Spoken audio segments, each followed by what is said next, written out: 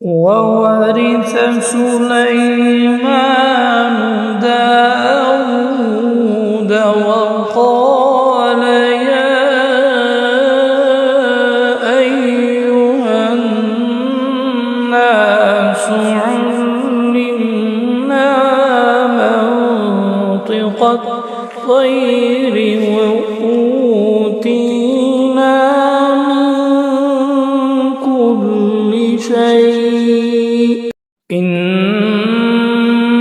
هذا لهو الفضل المبين وحشر لسليمان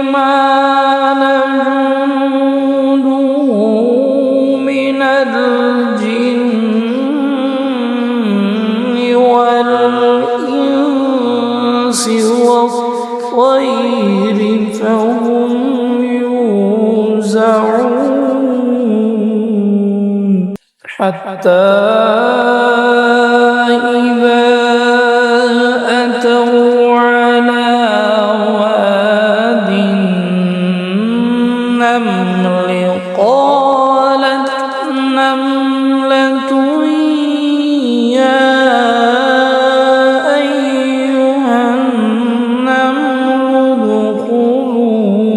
مساكنكم لا يحطمنكم سليمان